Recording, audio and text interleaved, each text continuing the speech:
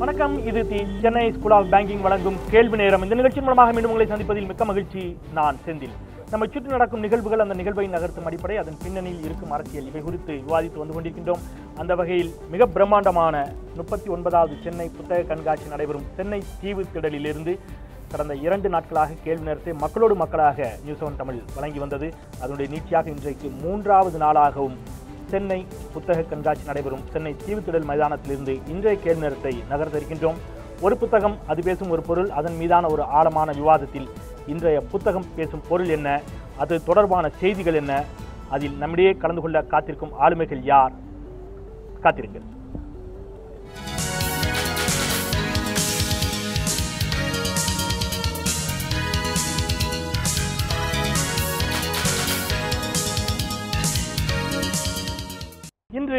இன்றைய இந்த விவாதத்திற்கு 2 செய்திகளை எடுத்திருக்கின்றோம். ஒன்று, இந்தியா ஒரு வல்லரசு, வேடிக்கையான கனவு என்று அருந்ததி ராய் எழுதியிருக்கக்கூடிய புத்தகம், அது பேசக்கூடிய பொருள். அதை தாண்டி அதற்கு தொடர்பாக நம்முடைய பாரத பிரதமர் மரியாதைக்குரிய நரேந்திர மோடி அவர்கள் மத்திய பாஜக அரசு 2 ஆண்டு ஆட்சியை நிறைவு செய்திருக்கக்கூடிய நிலையில் அது தொடர்பான கொண்டாட்டங்களில் தொடர்ந்து பேசிக்கொண்டு வந்து கொண்டிருக்கக்கூடிய நிலையில் 60 ஆண்டுகால காங்கிரஸ் ஆட்சி இந்தியாவில் வறுமையை ஒழிக்க தவறிவிட்டது. அவருடைய நோக்கத்தை நான் குறை கூறவில்லை. ஆனால் அவர்கள் கையாண்ட விதம், அதற்கு பயன்படுத்திய பாதைகள், அவர்கள் தேர்ந்தெடுத்த பாதைகள் பிரச்சனைக்குரியவை. அதில் அவர்கள் தோல்வியடைந்திருக்கிறார்கள் என்று தெரிவித்திருக்கிறார். 60 ஆண்டுகால காங்கிரஸ் ஆட்சியில் வறுமை ஒழிக்கப்படவே இல்லையா? காங்கிரஸ் ஆட்சி காலம் இந்தியாவிற்கு கொடுத்த கொடைகள் என்று எதுவுமே இல்லையா என்பது போன்ற பல கேள்விகளோடு இந்தியா ஒரு நல்லரசாக வேண்டுமா, வல்லரசாக வேண்டுமா, அதற்கு என்ன செய்ய வேண்டும் என்று ஒரு விரிவான தளத்தில் விவாதிக்க இருக்கின்றோம். அரங்கில் 4 ஆளுமைகள் இணைகிறார்கள். பயணிக்கலாம். பொருளாதார நிபுணர் திரு ஆனந்த் சீனிவாசன் நம்முடைய இணைகிறார். வணக்கம். வரவேற்க. இந்திய கம்யூனிஸ்ட் கட்சியின் சார்பில் திரு லெனின். வணக்கம். பாரதிய ஜனதா கட்சியின் சார்பில் திரு டால்பின் ஸ்ரீதரன் நீண்ட இடைவெளிக்கு பிறகு இணைகிறார். மிகுந்த மகிழ்ச்சியோடு வரவேற்கிறேன். அதுபோல் எங்களோடு சிறிய இடைவெளிக்கு பிறகு மீண்டும் இணைகிறார் தமிழக காங்கிரஸ் கட்சியினுடைய மூத்த தலைவரும் சட்டப்பேரவை கொறடா வழக்கறிஞர் விஜயதரணி அவர்கள். 4 என்னுடைய வணக்கம். நான் விஜயதரணி அவர்களிடமிருந்து தொடங்கலாம் அப்படின்னு நினைக்கிறேன். பிரதமருடைய இந்த குற்றச்சாட்டு, 60 ஆண்டு காலம் அவரும் இவங்க எதுவுமே செய்யல அல்லது செய்யணும்னு நினைக்கவே இல்லை அப்படின்னு சொல்லல. அவர்களுடைய வறுமை ஒழிப்பு அப்படிங்கிற சிந்தனை என்பது நியாயமானதுதான். அவங்க அதை உண்மையாதான் அந்த சிந்தனையில இருந்தாங்க. ஆனால் அவர்கள் அதற்கு தேர்ந்தெடுத்த பாதை தவறானது. அது வறுமையை ஒழிக்க பயன்படவில்லை அப்படிங்கிறார். சும்மா அவர் பிரதமர் மோடிக்கு எப்பொழுதுமே ஒரு ஸ்டேட்மெண்ட் விடுறது எப்பயுமே ஒரு வழக்கமான ஒன்று. இந்த 2 ஆண்டு காலத்துல அவர் என்ன வழியை கண்டுபிடிச்சு சொன்னாருங்கிறது தயவு செஞ்சு அதையும் சேர்த்து அவர் சொல்லி இருக்கணும். அதை சொல்லலையே, நாம் அதை தான் பார்க்கணும். இன்றைக்கு பாருங்க, ஒரு வறுமையை ஒழிக்கிறேன்னு சொல்றாங்க. நான் பெண்ணுங்கிற முறையில ஒரே ஒரு சின்ன விஷயத்த கேட்கிறேன். இன்னைக்கு இந்த காய்கறி விலை தாங்க முடியலங்க. எங்க போய் வாங்குறது? அந்த அளவுக்கு காய்கறி அப்படி விலை விக்குது. சாதாரண விஷயம். இன்னைக்கு தினந்தோறும் பெண்கள் நாங்க கையாளுற விஷயம். கிச்சனுக்குள்ளேயே போக முடியல. நல்ல பொருளை சமைச்சு சாப்பிட்டு ஒரு ஏழை பெண்மணியால குடும்பத்துக்கு கொடுக்க முடியாத ஒரு சூழ்நிலை இருக்கு. இந்த பிரதமர் மோடியா இந்த வறுமையை ஒழிக்க போறாரு? இல்ல கேக்குறேன். அந்த வகையில இன்னைக்கு இல்ல, நான் இங்க பிறகு என்ன முதல்ல என்ன தாக்குற விஷயத்த பெண்கள் இங்க இருக்காங்க. நான் கேக்குறேன், வெங்காய விலை உயர்வு ஓஞ்சு போறதுக்குள்ள காய்கறி விலை உயர்வு, காய்கறி விலை ஓஞ்சு போறதுக்குள்ள கச்சா எண்ணெய் விலை உயர்வு, இந்த பெட்ரோல் டீசல் விலை உயர்வு, பெட்ரோல் டீசல் தூங்கி எந்திரிக்கிறதுக்குள்ள விடியறதுக்குள்ள எகிரிடுது பிரைஸ்.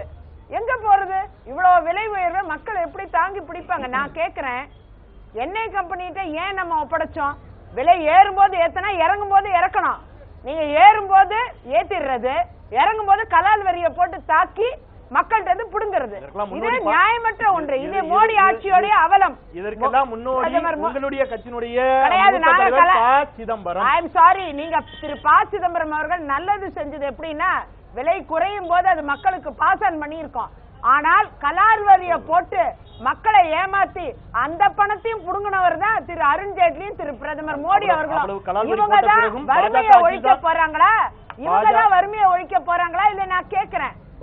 இன்னைக்கு பாருங்க, நீங்க சொல்லுங்க, இந்த செல்போன் ரீசார்ஜ் பண்ணா 150 ரூபா போயிருமா? நீங்களா ரீசார்ஜ் பண்ணுவீங்களா? இனிமே தைரியமா பண்ணுவீங்களா? பண்ணவே மாட்டீங்க. அதான் இனிமே பயம்தான். எதை தொட்டாலும் பணம், சாப்பிட்டா பணம். நீங்க சர்வீஸ் டாக்ஸ், இன்னைக்கு சேவை வரி கொடுக்கலன்னா சாப்பிடவே முடியாது. இதான் வறுமையை ஒழிக்கிறதா? பிரதமர் மோடி எதுக்கு பிரதமர் ஆனார்? இல்ல நான் கேட்கிறேன், ஒரே ஒரு விஷயத்த சொல்றேன், அதை கேட்டுட்டு இவங்க பதில் சொல்லட்டும். கருப்பு பணத்தை கொண்டு வரேங்கிறாரு. ஒருத்தரோட அக்கவுண்ட்ல 15 லட்சம் ரூபாய் போடுறேன்னு சொன்னாரு. 15 லட்சம் ரூபாய் போடல. யார் அக்கவுண்ட்ல வந்துச்சா 15 லட்சம்? யாரா ஒருத்தர் சொல்லுங்க. 15 ரூபாய் வந்துச்சா? வரலையே. சரி விடுங்க, அது கூட விடுங்க. 15 லட்சத்திற்கு ஒரு லட்சத்திற்கான சுமை நமக்கு குறைஞ்சிருக்கா? சுமையை ஏத்துறாங்க. இவரா வறுமையை ஒழிக்க போறாரு. காங்கிரஸ் ஆட்சியில மனசாட்சி இருந்தது, இவர் மனசாட்சியே கிடையாது. நம்மளையும் சேர்த்து வித்துருவாரு எங்கேயாவது. எப்படி பாக்குறீங்க இந்த 60 ஆண்டு கால காங்கிரஸ் ஆட்சி என்பது எதுவுமே கொடுக்கவில்லை அப்படிங்கிற வார்த்தை எப்படி பாக்குறீங்க? விஜயதரணி சொன்ன மாதிரி இந்த 2 ஆண்டு காலம் அடுப்பங்கரைக்குள் செல்லவே முடியாத நிலை, கிச்சனுக்குள்ள போகவே முடியாத நிலையில தான் பெண்கள் இருக்கிறார்கள் அப்படிங்கறதையும் எப்படி பாக்குறீங்க? நிச்சயமா காங்கிரஸ் கட்சியினுடைய அந்த 90 வரை இருக்கிற 86 வரையிலான ஒரு ஆட்சி, அதற்கு பிறகு அதனுடைய நடைமுறையில் வந்த மாற்றம், குறிப்பாக பொருளாதார கொள்கையில் உலகமய தனியார்மய தாராளமய அமலாக்கம், அதற்கு பிறகு காங்கிரஸ் கட்சியினுடைய செயல்பாடு, இப்படி 2 பெரும் பகுதியாக நம்ம பிரித்து தான் பார்க்கணும். காங்கிரஸ் கட்சியினுடைய நல்ல அம்சங்கள் இருக்கு. இந்திய சுதந்திர போராட்டத்தில் ஈடுபட்ட கட்சி, மிகப்பெரிய தன்னுடைய இதை காட்டிய கட்சி, அதற்குள் தான் கம்யூனிஸ்டுகளும் இயங்கினோம், பல்வேறு அமைப்புகளும், அது ஒரு மூவ்மெண்ட். ஆனா அதுக்கு பிறகு பொறுப்புக்கு வந்த பிறகு நேரு ஒரு தொலைநோக்கு பார்வையோடு நாட்டுக்கான 5 ஆண்டு திட்டங்களை கொண்டு வந்தார். கலப்பு பொருளாதாரம் என்ற அந்த பெயரில் தொலைநோக்கு பார்வையோடு உள்கட்டமைப்பு வசதிகள், நீர்ப்பாசன வசதி, 56க்கும் மேற்பட்ட பெரும் அணைக்கட்டுகள், இப்படி பலவற்றை செய்தார். அதோடு இல்லாம பொதுத்துறை நிறுவனங்கள், வங்கிகளை தேச உடைமையாக்கியதெல்லாம் காங்கிரஸ் கட்சி தான், அது பெரும் பங்கு இருக்கிறது. அதே காங்கிரஸ் ஆட்சி காலத்தில் தான் தனியாருக்கு விற்கப்பட்டது. அதை தான் சொல்ல வர்றேன். எனவே சுதந்திரத்துக்கு பிறகு எந்த காரணத்திற்காக நாங்கள் சுதந்திரம் வாங்கினோம் என்று சொன்னதோ காங்கிரஸ் கட்சி, எந்த காரணங்களுக்காக வெள்ளையரை விரட்ட வேண்டும் என்று சொன்னதோ, அவர்கள் ஆட்சி காலத்தில் அதே உலகமயத்தை தான், அதே குளோபலைசேஷன், நியோ குளோபலைசேஷன் தான் இப்போ வேறு வடிவத்தில் வருகிறது. அதை அமல்படுத்துகிறார்கள். அப்ப அமல்படுத்துகிற போது என்ன வருது? சாதாரண மக்கள், ஏழை எளிய மக்களுடைய நலன்கள் காவு வாங்கப்படுகிறது.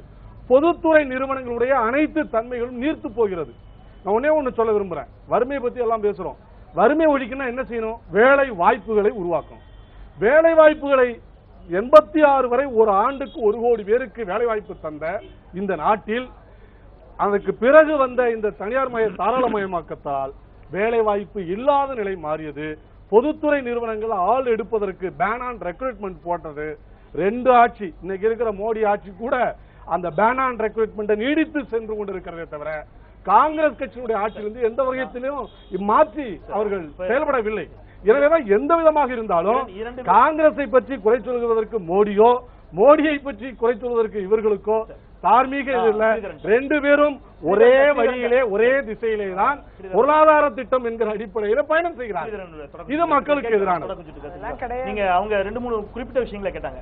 அடிப்படையிலான காய்கறி விலை உயர்வு உள்ளிட்ட ஒரு பக்கம் வச்சாலும் அந்த 15 லட்சம் ரூபாய் என்ன ஆச்சுங்கிற கேள்வி எல்லாருமே முகநூல்ல எல்லாம் கேட்டுட்டு இருக்காங்க. அது ஒரு பக்கம் இருக்கட்டும்.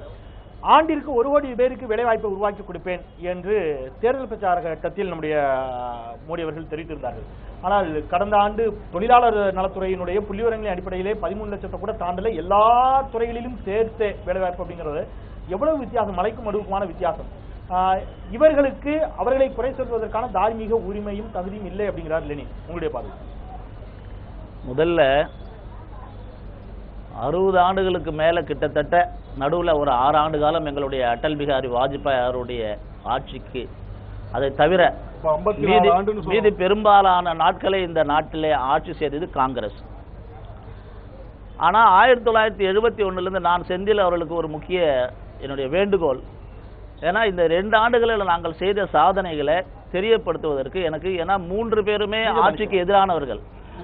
ஆக நான் என்னுடைய ஆட்சியினுடைய சாதனைகளை, இந்த நாட்டினுடைய நிலைமை, இன்றைக்கு இருக்கிற நிலைமையை தெரிவிப்பதற்கு எனக்கு அதிக நேரம் நீங்க தரணும். காரணம், ஏதோ புதுசா வேற்று கிரகத்திலிருந்து இன்னைக்கு தான் வந்த மாதிரி பேசுறாங்க சட்டமன்ற உறுப்பினர் விஜயதரணி. 71 கரீப் ஹட்டாவ், அதாவது ஏழ்மையை ஒழிப்போம்னு ஒரு கோஷத்தை கொண்டு வந்தார். வறுமையை ஒழிப்போம். ஒவ்வொரு 5 ஆண்டுகளுக்கு பிறகு தேர்தல் வரும்பொழுதெல்லாம் அதே கோஷம் வரும், வறுமையை ஒழிப்போம்னு. நான் கடந்த இந்த சட்டமன்ற தேர்தலில் வேளச்சேரி பகுதியில் போட்டியிட்டேன். அப்ப என்னுடைய பிரச்சாரத்தில் பரப்புரையில் நான் 5 ஆண்டுகளுக்கு முன்ன தேர்தலில் ஆளுங்கட்சி ஆண்ட கட்சிகளுடைய அந்த தேர்தல் அறிக்கை மேனிஃபெஸ்டோ ஃபார் வேளச்சேரி கான்ஸ்டிட்யூன்சி. அதுல ஒரு குறிப்பிட்ட சாலை விஜயநகரம் பேருந்து நிலையத்திலிருந்து தரமணி வரையிலான சாலையை நாங்கள் விரைவுபடுத்துவோம். அதே மாதிரி ஒரு திட்டம், அந்த மாதிரி மேம்பாலத்தை கட்டுவோம். விஜயநகரம் பேருந்து நிலையம், ஒரு நிமிஷம், இல்ல ஒரே விஷயம் சொல்ல வர கான்செப்ட் புரிஞ்சுக்கோங்க. அங்க மேம்பாலம் கட்டுவோம், இங்க மேம்பாலம் கட்டுவோம், இந்த சாலையை சீரமைப்போம், பல்நோக்கு மருத்துவமனை கொண்டு வருவோம்னு 5 ஆண்டுகளுக்கு பிறகு மக்களை சந்திக்கும் பொழுதும் அதே தேர்தல் அறிக்கை தான். அது எந்த மாற்று கருத்தும் இல்லை. இதுதான் காங்கிரஸ் நம்முடைய பிரதமர் மோடி அவர்கள் முதலில் வாய்ப்பு கொடுத்துருங்க, பேசிட்டு அப்புறம் நீங்க கேள்வி சொல்றேன். ஆட்சி ஏற்கின்ற பொழுது அவர் சொன்ன வார்த்தைகள், அவர் ஆட்சி ஏற்கின்ற பொழுது சொன்ன வார்த்தைகள், நாடாளுமன்ற வாயிலை வாசற்படியை தொட்டு வணங்கி சென்று அவர் சொன்ன வார்த்தைகள், எனக்கு முன்னால் இருந்தவர்கள் அதுதான் சொல்ல வந்த வளர்ச்சி பாதையில் நாங்கள் தொடர்ந்து சொல்ல முடியாது. அவர்களால முடிந்தது எதுவோ அதை செஞ்சிருக்காங்க. நாங்கள் அதை அடுத்த கட்டத்துக்கு கொண்டு போவோம், அவர்களை நன்றியோடு நினைவு கூறுகிறேன். நிச்சயமா இப்பயும் சொல்றோம், அவங்க காங்கிரஸ்காரங்க நல்லவங்க. ஏழையாவே இருந்தா தானே கோஷம் போட முடியும். அவங்களுடைய திட்டம் ஏழமை. ஒரு நிமிஷம் விஜயதரணி குறுக்க பேச வேண்டாம், தயவு செஞ்சு குறுக்க பேசாதீங்க. உங்களுக்கு வாய்ப்பு வரும்போது பேசுங்க. ஏழையா இருக்கணும், அது ஒரு கட்சியினுடைய திட்டம். ஆளுங்கட்சியாக இருந்த காங்கிரஸ், இவங்க கம்யூனிஸ்ட் வந்து இவங்களுக்கு அவங்களுக்கு மாற்று, இவங்களுக்கு வந்து எந்த விதமான கொள்கை வேறுபாடும் இல்ல. கம்யூனிஸ்ட் ஆரம்பிச்ச உடனே அதானி, இல்ல நீங்க கம்யூனிஸ்ட் ஆரம்பிக்கும் போதே அதானி அம்பானி கார்பரேட் பேசவே ஒரே விஷயம். அவங்களுக்கான நேரம் தரேன், விரிவாக பதிவு பண்ண நேரம் தரேன். நான் இந்த மாதிரி போனா மக்களுக்கும் புரியும் நினைக்கிறேன். நான் என்னுடைய கேள்வி என்பது, நீங்க 47 இந்தியா சுதந்திரம் பெற்ற பொழுது அமெரிக்கா கிட்டத்தட்ட $350 பில்லியன் இந்தியாவிற்கு கடனாக கொடுக்கிறது. ஒரு நெருக்கடியில் தான் சுதந்திரமும் கிடைத்தது, அது ஒரு பெரிய வரலாறு. ஆனால் அன்னைக்கு அது உள்கட்டமைப்பை பெருக்குவதற்கும், சாலைகளை பெருக்குவதற்கும், தொழிற்சாலைகளை விரிவுபடுத்துவதற்கும் பயன்படுத்தப்பட்டது. தமிழகம் அப்படின்னு மட்டும் எடுத்துக்கிட்டா கூட மக்களுக்கும் நினைவு இருக்கும். தமிழகத்தில் சேலம் உருக்காலை, ஆவடி டேங்க் ஃபேக்டரி, பெல், திருச்சி பெல் நிறுவனமாக இருக்கட்டும், இங்க இருக்கக்கூடிய ஹார்பரா இருக்கட்டும், பொதுத்துறை நிறுவனங்களுக்கெல்லாம் முன்னோடியாக முதல்ல தொழில்துறை அமைச்சராக இருந்த ஷியாம் பிரசாத் முகர்ஜி பிஜேபி ஜனசங்கத்தினுடைய தலைவராக இருந்தவர் தான். இன்னைக்கு ஹிந்துஸ்தான் லீவர், ஹிந்துஸ்தான் டெலிபிரிண்ட் எல்லாத்தையும் கொண்டு வந்தவர். முதல் 5 ஆண்டுக்கு அதுல இருந்தே சொல்றேன், இந்த பொதுத்துறையை கொண்டு வந்ததே பிஜேபி, அதனுடைய பாரதிய ஜனதா கட்சியுடைய முதல் தலைவர், அவருடைய பங்குதான். அந்த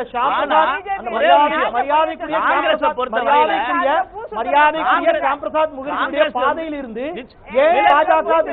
இல்ல விலகல. ஒரு விஷயம் சொல்லுங்க, ஊழல்ல 170 நாடுல 170 நாடு இல்ல கடந்த ஆண்டு மட்டும் உலக நாடுகளில் 170 நாடுகள்ல 95வது ஊழல் மிக்க நாடு என்ற பட்டியல கொண்டு வந்து விட்டதான் 10 ஆண்டு காலமாக யுபிஏ சர்க்கார் மன்மோகனுடைய சாதனை. 34,000 இன்னைக்கு 2 ஆண்டுகளில் 64வது இடத்துக்கு கொண்டு வந்திருக்கோம், குறைச்சிருக்கோம். அன்னைக்கு 34,000 கோடி ரூபாய் அளவிற்கு பொதுத்துறை நிறுவனங்களுடைய பங்குகள் தனியாருக்கு கடந்த ஓராண்டில் 47க்கு பிறகு வரலாற்று சாதனை. இந்த மத்திய அரசு இலக்கு 40,000 கோடி ரூபாய். நீங்க ஒரு அரசாங்கம் நிச்சயமா ஒரு தொழிலாளர்களும் சரி, ஒவ்வொரு குடிமகனுடைய வளர்ச்சிக்கு பாடுபடணும். நீங்க சொன்னீங்க வேலை வாய்ப்புன்னு, நிச்சயம் வேலை வாய்ப்பு தேவை. 10 ஆண்டுகள்ல 1 கோடி பேருக்கு கூட வேலை வாய்ப்பு தர முடியலன்னு மன்மோகன் சிங் சொன்னார். 10 ஆண்டுகள்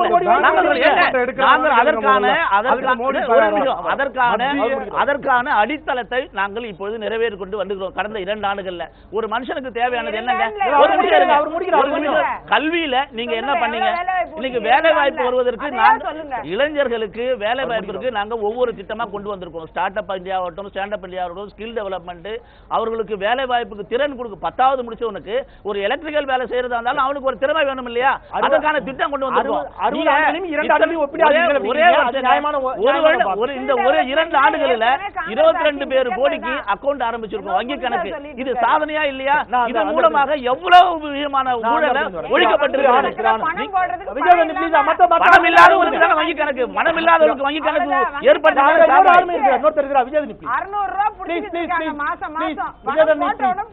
அதுல 33,000 கோடி ஆண்டு காலத்தோடு நிச்சயமாக ஒப்பிட முடியாது என்பது ஏற்றுக்கொள்ளக்கூடிய வாதம் தான். 60 ஆண்டுகளில் எதுவுமே செய்யவில்லை அப்படிங்கிற வாதத்தை எந்த அளவுக்கு முற்றிலும் ஏற்றுக்கொள்ள முடியாதோ அதே அளவுக்கு 2 ஆண்டுகளில் எதுவுமே செய்யவில்லை என்ற வாதத்தை ஏற்றுக்கொள்ள முடியாது.